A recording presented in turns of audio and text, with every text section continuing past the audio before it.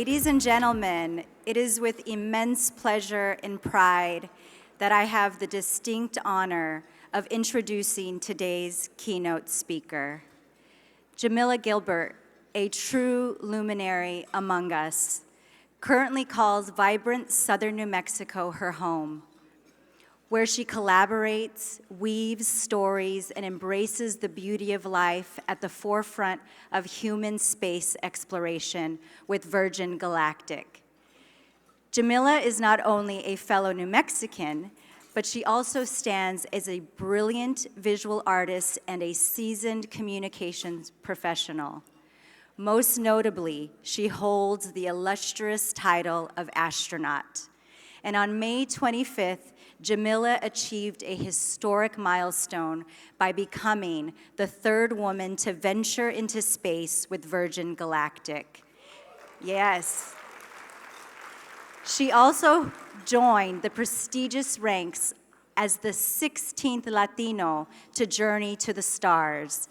And she holds her place in history as one of just 100 women astronauts who have dared to reach to the cosmos. In a testament to her multifaceted talents and unwavering commitment to making a difference, Jamila recently graced the runway at New York's Fashion Week. She walked with grace and purpose in Rise's third annual Survivor Fashion Show at Forbes, an event that empowers survivors of sexual violence and channels its proceeds into championing the rights of survivors worldwide. Having had the privilege of sharing the stage with Jamila on previous occasions, I can wholeheartedly assure you that you are in for an engaging, impassioned, and truly inspiring address. Her words have the remarkable power to expand horizons and kindle hope for a brighter future. Ladies and gentlemen, to offer you a glimpse into the extraordinary journey that Jamila has had to the cosmos, I invite you to direct your attention to the screens on my left and on my right.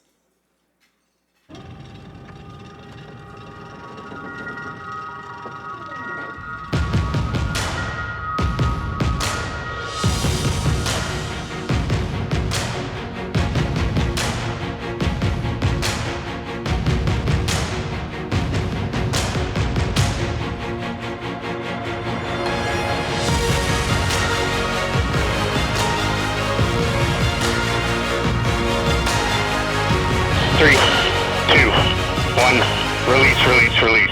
Fire.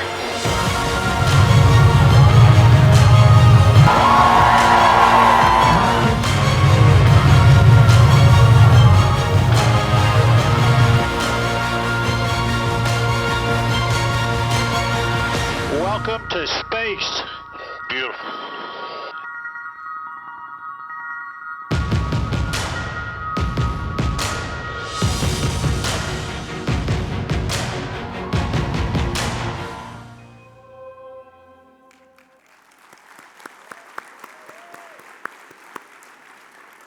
Gets my heart racing. Jamila, will you please join me at the podium?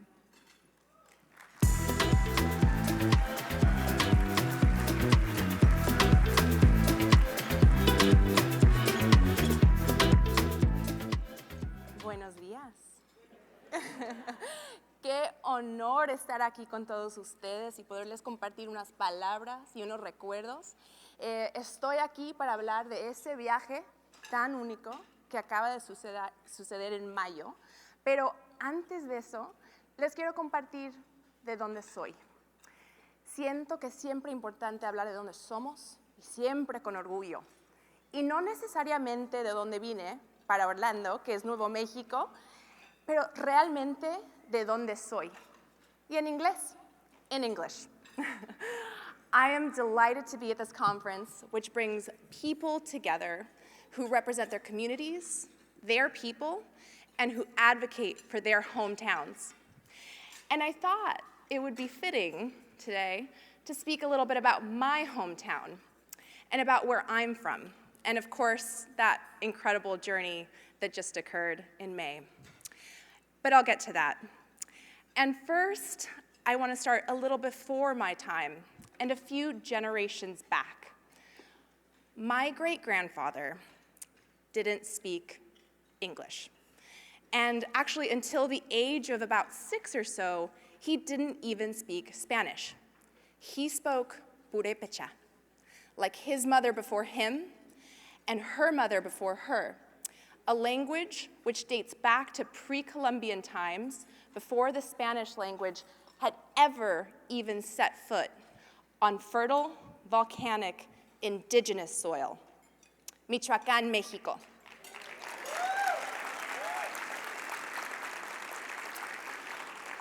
And my great-grandfather taught himself to speak Spanish. And then he taught himself to play violin. And then he taught himself to play just about every other language or instrument that he could borrow. He was an autodidact, autodidactica. He did not attend school because schools were closed in rural Mexico during the Mexican Revolution. As a young man, he married, and he and my great-grandmother had 4 children. Seeing the opportunity he had before him as a musician, he founded a band in 1932. And he made this his livelihood. And just a few short years after that, in 1940, his band, La Orquesta Sosa, played for the first time of many times for the President of Mexico, Lázaro Cárdenas. He laid the groundwork for everyone in his family to either play music or teach music, and everyone had a seat at the table. Los tíos, las tías, las primas, los primos, regardless of gender, everyone had that opportunity to take part in that generational opportunity, building generational opportunity. Now, to have the vision that music could help create a livelihood for you and your entire family and create, again, that generational opportunity, that is no small thing. And this was such an example for me growing up, and a clear definition of what it means to be resourceful, enterprising, industrious. The example itself is proof of concept, and how a seed of possibility becomes deeply rooted. Individuals who see a path where there isn't one are by definition visionaries. But even as visionary as my great-grandfather was, I bet he would have never in a million years thought that his bisnieta would lead internal communications for a space travel company. Thank you. Or that his bisnieta would become a mission specialist on that company's final flight prior to commercial service beginning. Or that his bisnieta would become only the 4th Latina astronaut and among the first 20 Latinx and Hispanic people to fly to space, llevando una herencia mexicana, una herencia purépecha al espacio.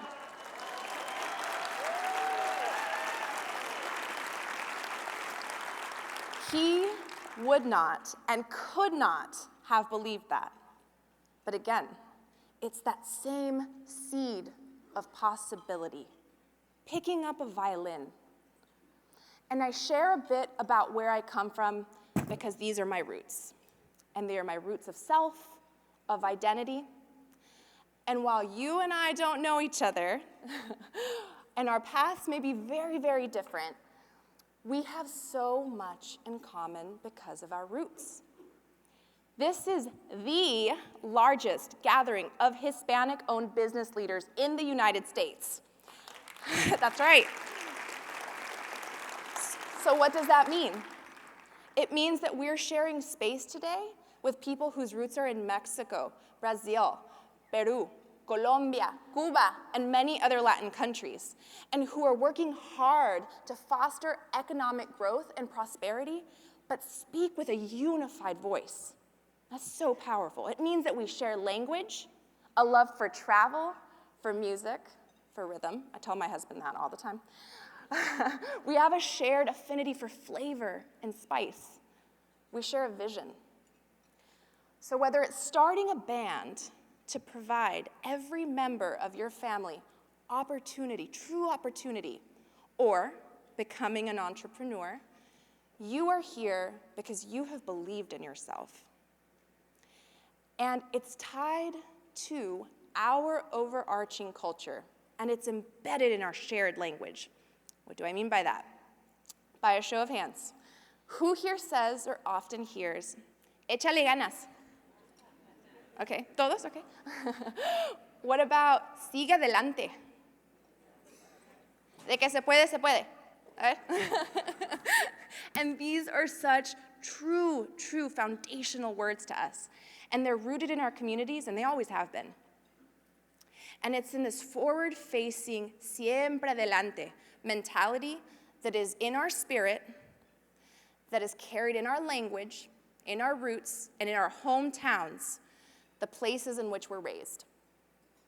I was raised in Las Cruces, New Mexico, which is about, que se oiga. And that's about 45 minutes from El Paso, Texas. And for those of you who are counting, about 46 minutes to Ciudad Juárez, Chihuahua. And our entire area is a vibrant community, and some of you are clearly familiar with it. And we all know it as the Borderplex region. And there's this saying that people use to describe it. 3 cities, 2 countries, 1 region. And I love the unity of that. Our area is nourished by the Rio Grande River. It's home to the Hatch Valley, where the world's best green chili grows. Yeah, everyone clapped for that. Everyone's like, yes, bring on the chili, yes. And we're surrounded by these breathtaking landscapes, these mountainscapes, enormous. And it's also in the high desert, which is one of the many factors that makes the location perfect for spaceflight. Which brings me to space. On May 25th of this year, I woke up in Las Cruces hours before the sun had rose. My husband and I were driven out to Spaceport America, where, following 3 days of training, I had to climb aboard a spaceship. Virgin Galactic's spaceship VSS Unity. After taking off from the runway, our pilots flew our mothership and the spaceship up to release altitude, about 50,000 feet. Our spaceship was released from the mothership, and the rocket motor ignited, and we went supersonic. And to say that that was thrilling hardly begins to describe it. We flew Mach 2.94. That's about 2,255 miles per hour. And while that is very quick, the onset of G-forces were smooth and comfortable. The acceleration was incredible, and the feeling was every bit as amazing as I thought it would be. And after climbing through the atmosphere at what was an incredible speed, we pressed firmly against our seats. We were met by what can only be described as the opposite of that. Our limbs began to feel lighter. We are clear to unstrap from our seats and move freely about the cabin in microgravity, weightlessness. And at that moment, I looked out my left window and I saw how small the planet was. And my first thought was, oh, we went too high. I hadn't anticipated how much of the planet I was going to be able to see. But it was luckily a fleeting thought, because what I did next was look out the window, and I was just so taken by this thin, glowing atmosphere around the Earth. And it seemed to just resonate with life. And it's that thin atmosphere that's the only thing that protects us from this vast, hostile depth that we comprehend as space. But I didn't peer into that darkness, thinking about how endless space was. What I couldn't pull my eyes away from was the planet itself. This perfect, crystalline, hyper-real entity, undoubtedly alive. And what a thing it is to travel to space, go all that way, and want nothing more than to look back at your home planet. To see the Earth through this new lens, this place, home to every person that I've ever known and loved, it was incredible. When I traveled to space, I also traveled in time. The Earth I saw that day was still and suspended, how it looked 100 million years ago, and how it's going to look 100 million years from now.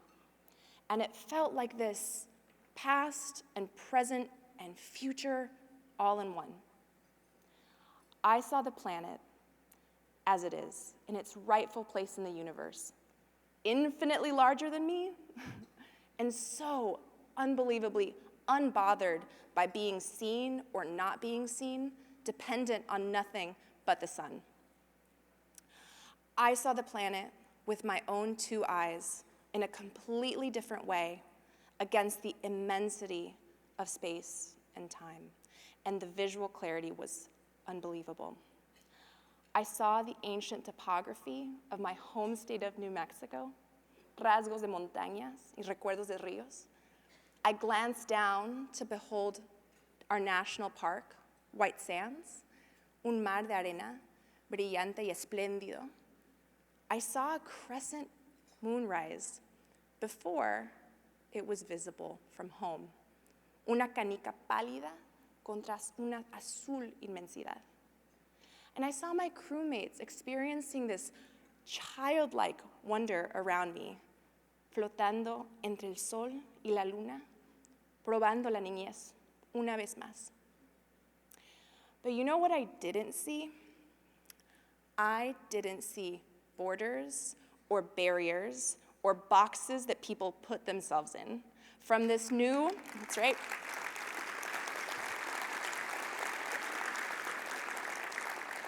from this new vantage point, one that fewer than 700 people have ever experienced, I felt an emanating elation and hope and a sense of timelessness and continuity. Because if humans can do that, if we can find ways to connect people to the unity and the togetherness of it all, despite anything, we can overcome any difficulties and we can do it together.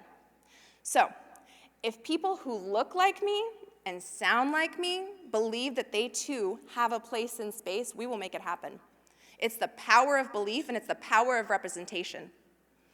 When I traveled to space, I unrooted myself from my home to get a better, deeper look at my home, your home, our home.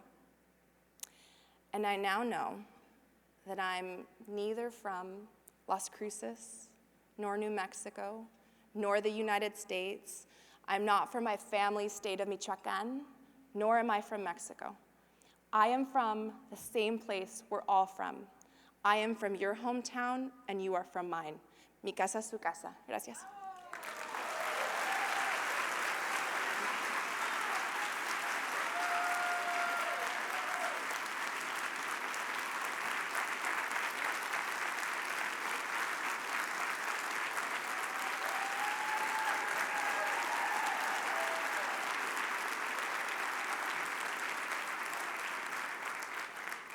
Joining us today for the Latina Style Magazine Award presentation is Latina Style Magazine's very own president and CEO, Robert Bard, and COO, Lupita Colmenero.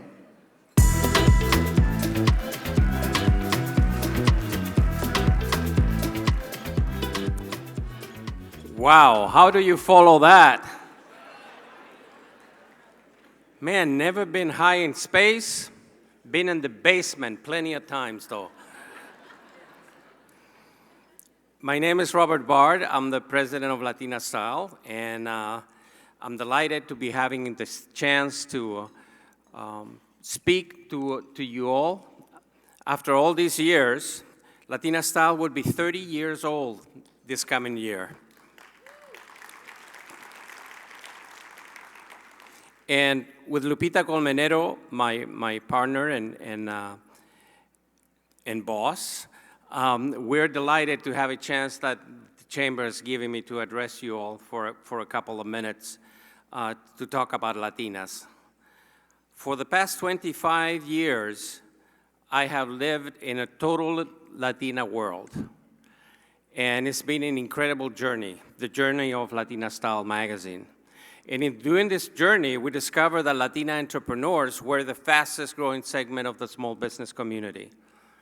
So in a way to reach out to them, 20 years ago, we began a program called the Latina Style Business Series. Now, 152 cities after that we have visited to present the Latina Style Business Series to Latina entrepreneurs, over 46,000 Latinas have been through the program. Of course, we could not have done this without the partnership of some exceptional organizations, and none more than the U.S. Hispanic Chamber of Commerce. And I would like to take this opportunity to give a quick shout out to José Niño. ¿Estás por ahí? There he is. And George Herrera. ¿Dónde está George?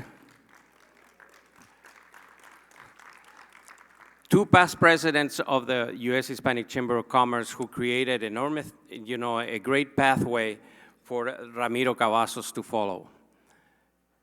The work that the U.S. Hispanic Chamber of Commerce does, in partnership with all of us, permits our community to progress, to become more prosperous, and to have an opportunity to present our goods and services to the wide community across the United States.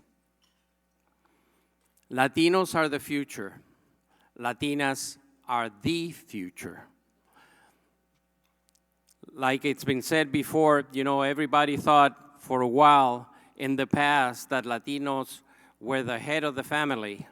And Latinas would just smile and say, yeah, but the men that are the head of the family are attached to the neck.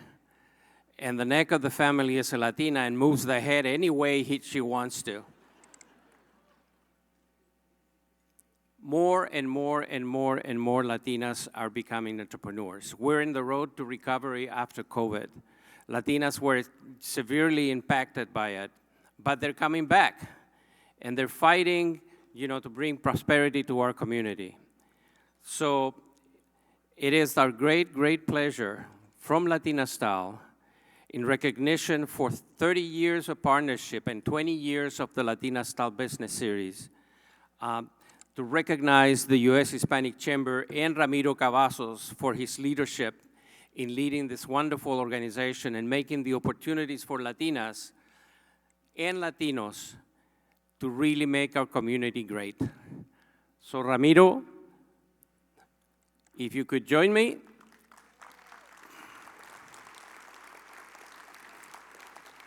This is a small token of our appreciation for all the support that you and your colleagues and partners, you know that you have an 80-year-old chamber past executive in the audience. Where is Manny Rosales? Look, 80 years old.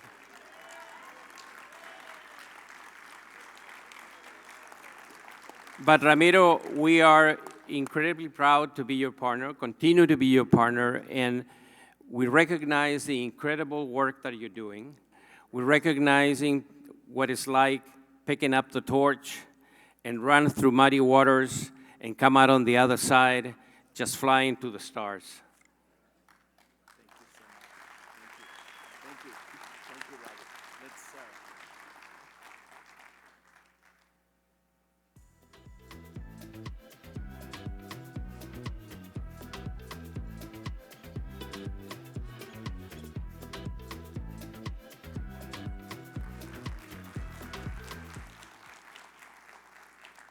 guest. Here to lead our discussion, the power of the new Latina leadership, is President and CEO of MANA, a national Latina organization, Amy Hinojosa, followed by our distinguished panelists.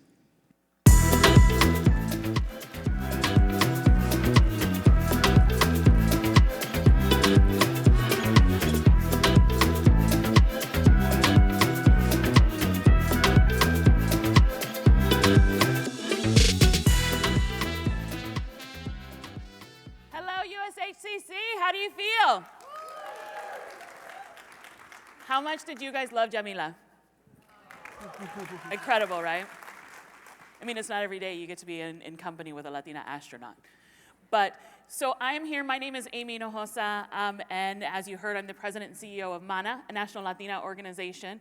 We're the oldest and largest Hispanic women's organization in the country with chapters and affiliates across the country who focus on leadership development, community service, education, and advocacy for women. And I am so thrilled to be here with you all today to have a conversation about the new Latina leadership that you see here in the United States. So I want you to help me welcome our guests. Just to my left, Gloria Bailey, Market Executive of Central Florida for Bank of America. The Honorable Jessica Cavazos, Deputy Undersecretary of Commerce for Minority Business Development Agency, U.S. Department of Commerce. And Raquel Egusquiza, the Executive Director of the Latin Grammy Cultural Foundation.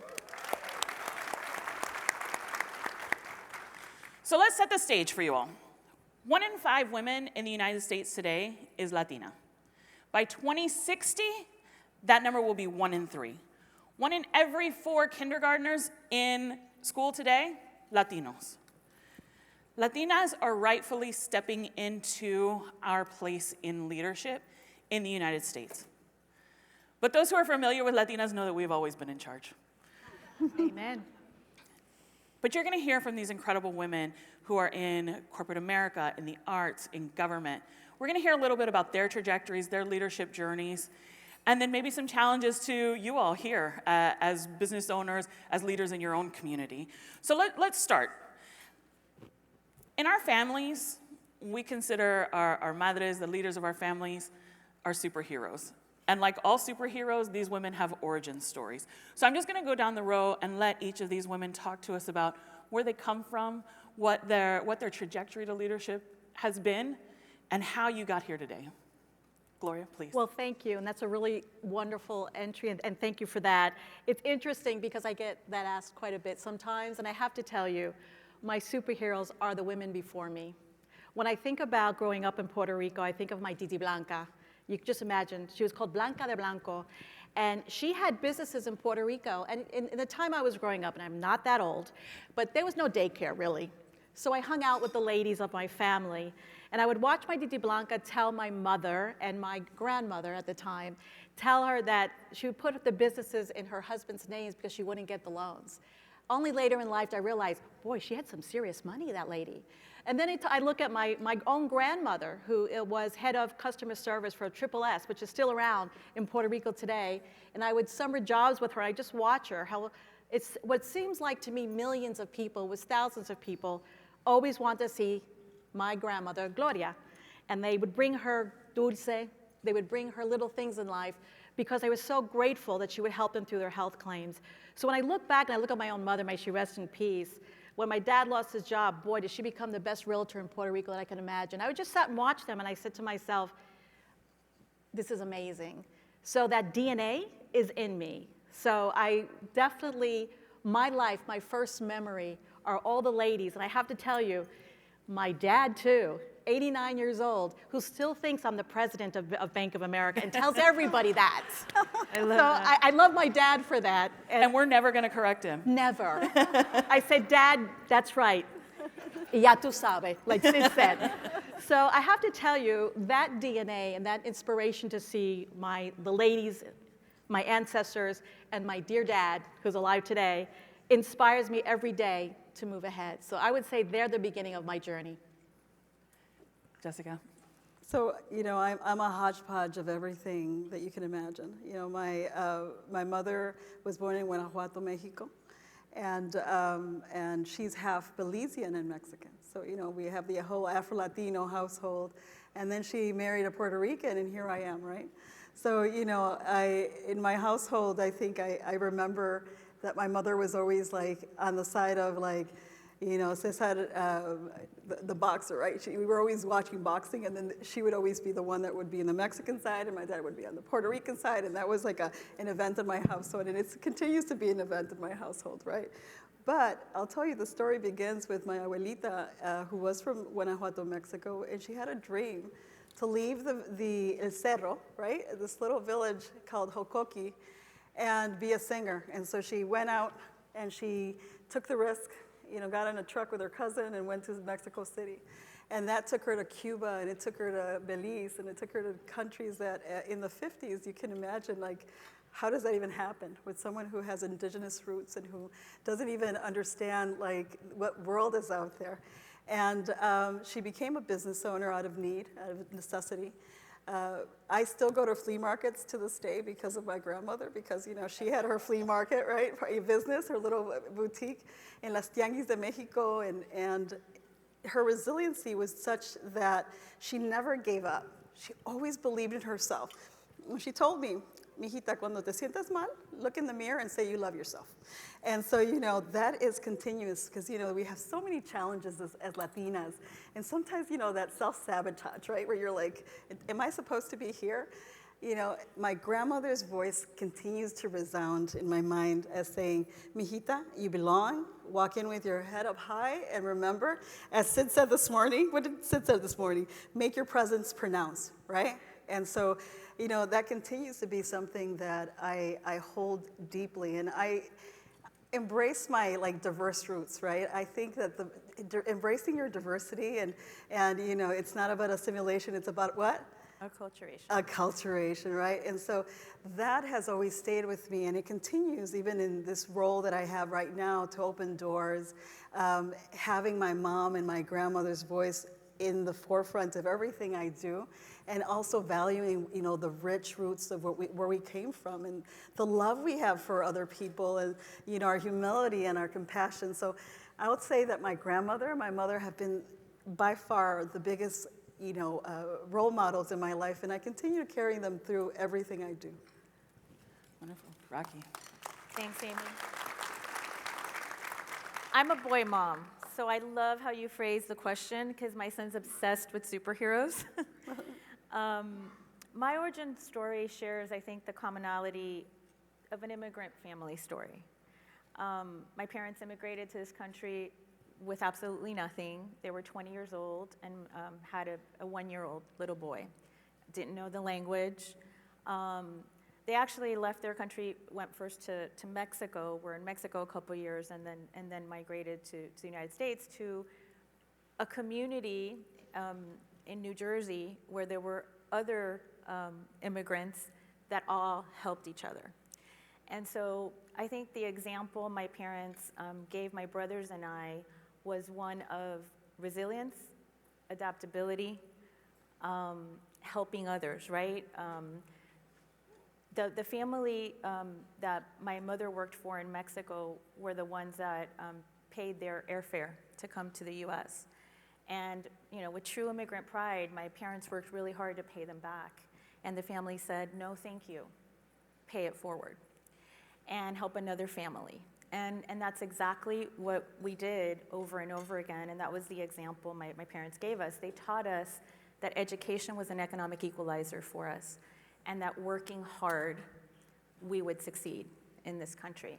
And my parents did exactly that. My mom was the first one in our family to go to college in this country. I went to school with her because we didn't have childcare. Sat in the back of the room, took notes. Didn't want to go back to school later because I thought I had already graduated. Why did I have to go back? And my dad and mom both, they worked every job, did whatever they needed to do to provide that opportunity for my brothers and I. And they too were business owners, Latino business owners and entrepreneurs. And I've been blessed with an incredibly successful career across government, corporate, nonprofit, media, sports, and now music. Thank you, Jamila, for sharing how music created that generational aspiration wealth for you and your family. And I know we're going to talk about, different businesses and different things that businesses can do to continue to support Latinas. I've worked at incredible organizations, AT&T, many that are here today, AT&T, Ford Motor Company, NBC Universal, Telemundo, AARP, the Miami Marlins, and now the Land Grammy Cultural Foundation. But the common thread in my story is working with purpose, paying it forward, and helping other Latinos and our community continue to succeed. And each one of you in this room, whatever role you have, whether you're the business owner, you're a manager in the company, whatever you do, you too have that superpower.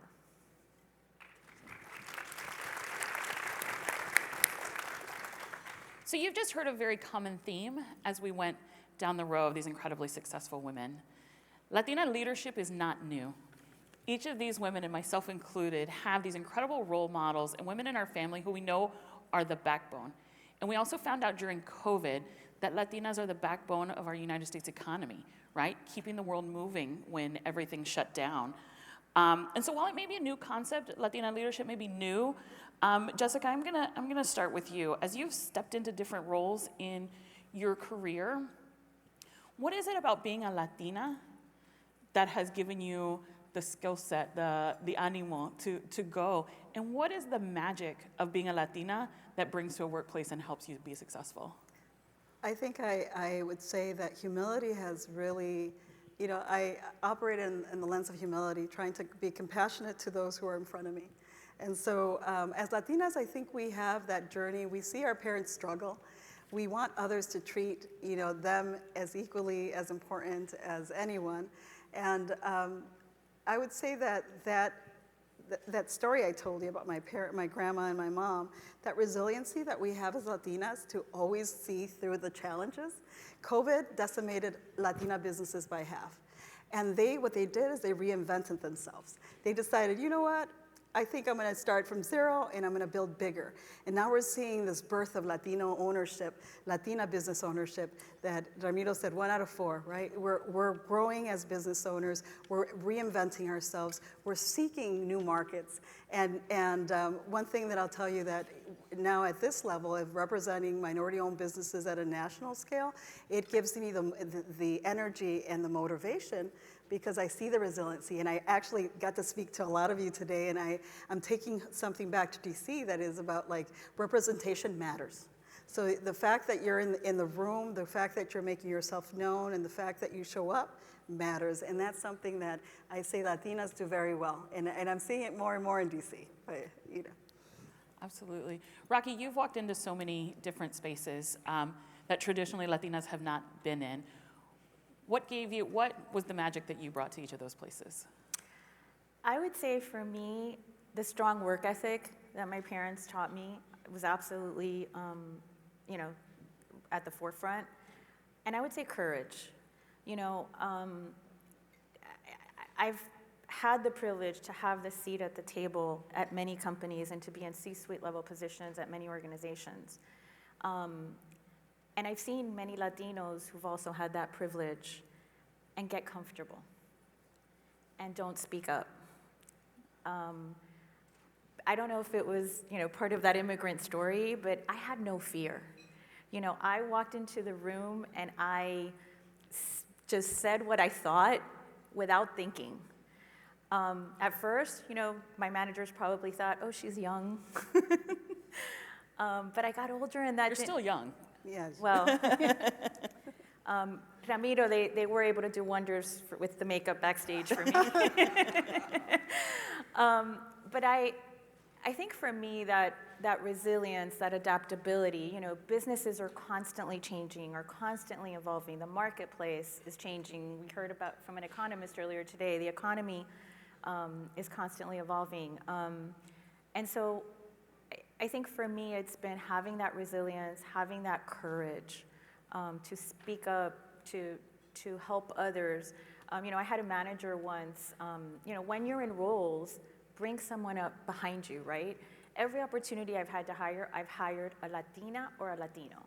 And I had a manager who once said to me, well, Rocky, you don't know anyone else who isn't Latino? I'm like, yeah, I know them, but you asked me to bring you the most talented people. So, Amen. that's who I bring you, right? That's right. And I think sometimes we're afraid to do that. You know, I've seen colleagues who are afraid to do that. And it goes back to that acculturation or assimilation. You know, listen, when I first moved to Detroit, Michigan, I had to look it up on the map because I wasn't sure where it was. And, you know, I walked in there with my open-toe shoes because I'd moved there from Miami, and I was loud. But I was me. And I think that authenticity and being who you are and being proud of where you came from and speaking up for what you think is right will always help you succeed and have the courage to do that. Yes. And Gloria, along that same line, you are so involved in mentoring, developing talent, the employee resource groups and the networks within Bank of America. Tell us about why that's important and how that helps build not only the strengths of the folks coming up, but the strengths of the business. And thank you for that question. So, ladies, I couldn't agree more with your last comments, but I just want to share the network groups are so important. They give you hope. And when I say that, everybody in the networks have a story, and they have something to teach every one of us. When you think about the Latinas, the magic of these networks is the ability to share your story, share your past. And when I talk about hope, give us the energy we need to go into the future. You know, sometimes I think back and I look at all the wonderful people, whether it's business-oriented or whether it's health. The amount of breast cancer survivors que son Latinas. You talk about power. You know, the power to move, to think ahead, the power to pivot and change the way we live. But this with a networks group, you meet these individuals that normally you would not meet before. But when you're in the social groups, when you're in the networking groups, and when you're mentoring people, listen. Don't just ask the questions. Don't just tell the stories. Listen to what they're telling you. There's not a day go by in my life, and I've been very fortunate, that I don't learn something new. I just met two fabulous women here today, so I couldn't be more thrilled, and yourself, of course. When I think of the Latina, we are the future. We bring hope. It's like a good pair of shoes, right? We know our shoes. Sorry, men, but we do know our shoes. And one thing I will tell you, when you go to the network groups, I can't explain, even all the economic changes and the challenges we face even today, we know how to pivot. You heard that word a lot in our economy challenges today. We know how to pivot, take all our experiences, put all our passion, determination, and take all our friends among us, because we are friends among us, and take us one step forward to success. So that's why I'm very passionate, you can tell, very engaged, because as not a day goes by, if you haven't learned something, you're in the wrong group. But I could tell everybody here is remember that when you go to your networks or when you go to these wonderful events like the National Convention today, everyone has a story, learn from it. And you feel like you learn your Titi Blancas, your abuelitas, and bring that together, and we just make it a better place. Absolutely. Rocky, we all know that music, and you mentioned it at the top of the conversation, that music is part of the fabric of our nation and our lives. And the work you do at the Latin Grammy Foundation, talk to us about that legacy building and making sure that that music is being discovered, that it's being cultivated, that it's being shared across all sectors, not just the Latino community. Well, you said it, Amy. Music has reached new heights, right? So from regional Mexican to reggaeton, each genre is really rooted in that rich history and culture that is our community. And there's nothing like music to bring people together, right? I don't know that there's a Latino event where there isn't music, right? Donde no nos ponemos a bailar, a cantar. It's part of the fabric of who we are.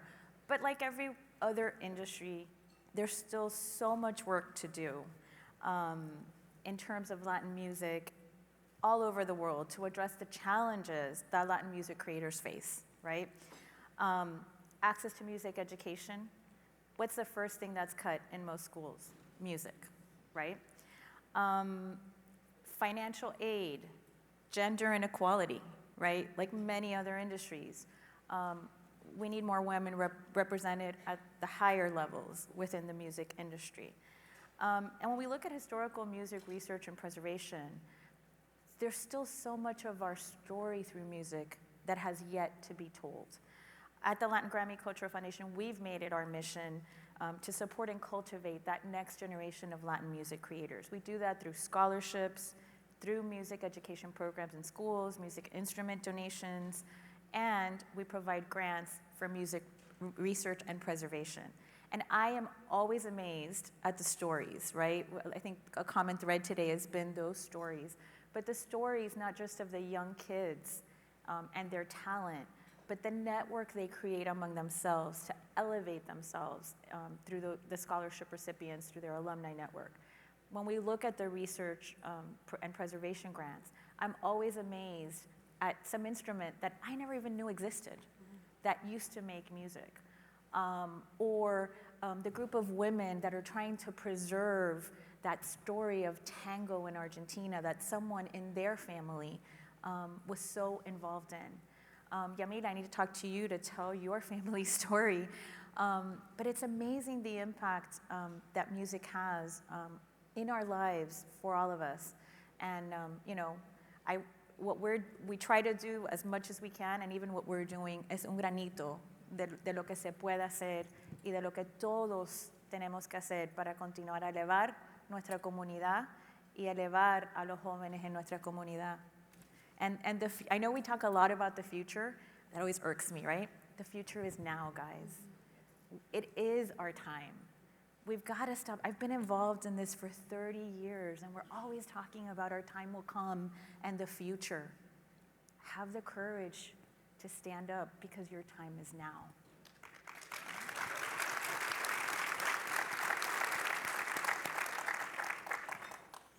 One of the many common themes I think that we've heard has to do with making sure that you're putting the things in place to help the next person. So Jessica, I want to finish our conversation with you and talk about two of the initiatives that you're working on at the Department of Commerce. The first is a trade mission to Mexico in partnership with the U.S. Hispanic Chamber of Commerce. And then also there are business grants, right, that are coming from MEDA. So if you can please tell us about that. Sure.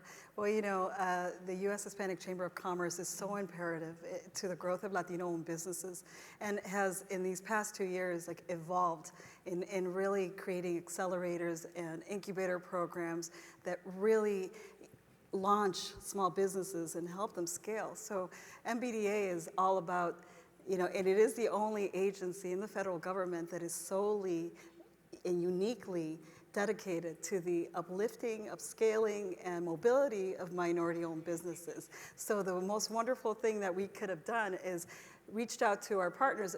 Of course, we had 1,000 applicants to these grants, 1,000, and from there we chose 43 with a national network of chambers, associations, and anyone who's out there advocating for the equity of Latino-owned businesses or minority-owned businesses.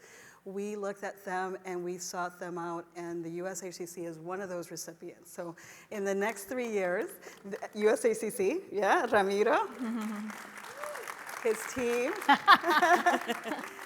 will, effectively reach out to their networks and create these CRP pipelines. So Capital Readiness Program will create access to funding, access to technical assistance, and access to networks, because you're only as strong as your network. And so we are so excited to not only have him, there's a couple other CRP recipients in this room, and I don't know where they're at, but I congratulate all these entities, because they're going to make a huge impact on how Latino businesses scale. And now you're talking about the global competitiveness of Latino-owned businesses. Something that I heard when I arrived in April to the Department of Commerce, there's only 1.8% of minority businesses doing anything on the global scale. So we're going to change that. MBDA is going to start creating pipelines and access to resources and trainings and podcasts.